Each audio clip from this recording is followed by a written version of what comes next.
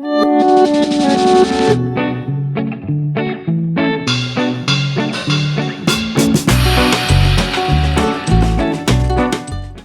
et bienvenue à toutes et à tous sur ma chaîne YouTube. Aujourd'hui, on va faire des dessous de verre lapin au crochet.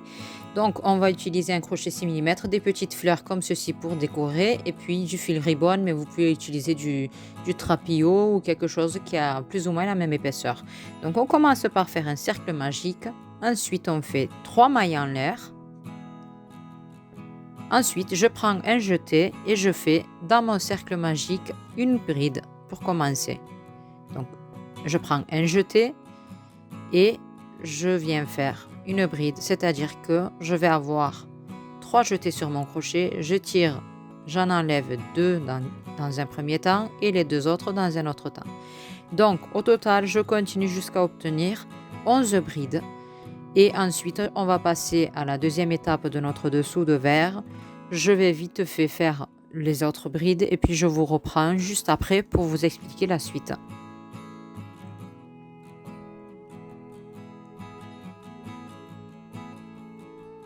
Donc, je suis au début, je viens bien serrer mon cercle magique pour ne pas avoir de trou au milieu, pour que ça soit bien ferme. Ensuite, je vais venir piquer sur la première bride pour refermer justement le début et la fin. Faut former un rond qui est bien rond.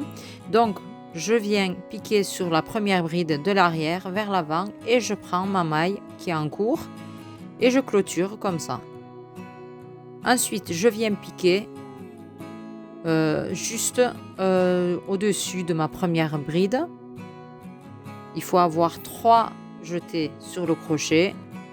Je prends mon fil et je vais juste le reprendre car je me suis trompée. Voilà. Je viens tirer et je viens faire ici une maille en l'air. Maintenant, je vais faire une normale, une maille simple, une maille serrée et une augmentation. Une maille serrée, une augmentation en alternant. Je vais piquer sur la prochaine bride, je fais une augmentation ici parce que j'en ai fait une seule au début. Donc maintenant, une augmentation. Sur la bride suivante, une maille serrée. Et attention, je viens piquer pas sur les 2 brins qui sont du dessus, mais bien au cœur des brides pour faire mes mailles serrées. Je reviens au début, donc j'ai terminé toutes les mailles serrées. Je viens faire une maille coulée sur la première maille serrée pour refermer notre rang. Maintenant, je vais passer au rang suivant. Je viens faire 8 mailles en l'air. Ne pas trop les serrer car je vais avoir besoin d'un peu d'espace pour faire passer mon crochet à l'intérieur. Après avoir fait les 8 mailles en l'air, je viens faire une demi-bride. Mais cette fois-ci, regardez, tout ce qu'on va faire, on va les faire derrière les mailles en l'air qu'on a fait. Donc pas dedans, mais sur les petits fils qui se trouvent derrière. Je prends un jeté, je viens sur la 3e maille en l'air et je tourne juste au dos. Je viens faire passer mon crochet et je fais une demi-bride. C'est-à-dire que je tire, j'enlève les 3 jetés en même temps. Ensuite, je continue. Je fais une demi-bride encore. Pardon. Voilà, oui. Une bride. Une bride de nouveau. Donc, 3 jetés, mais je tire en 2 fois.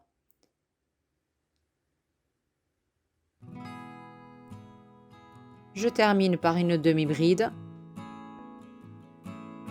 Et ensuite, je viens piquer. Je vais faire une maille serrée finalement pour terminer. La première oreille.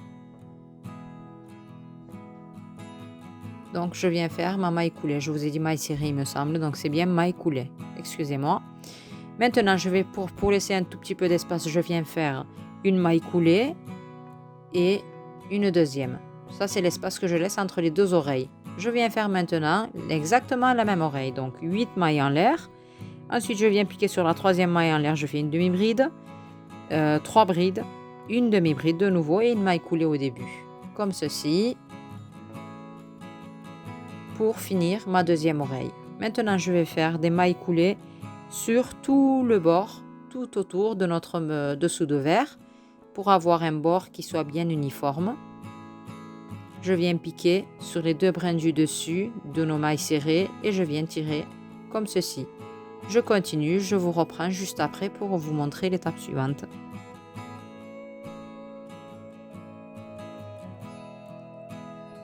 Je suis au début, je viens faire une dernière maille coulée juste en bas de la première oreille. Je coupe mon fil en laissant un tout petit peu de marge. Je vais venir faire des nœuds juste avant. Je prends mon fil, je le fais passer derrière le dessous de verre pour pouvoir former un nœud avec le fil de départ.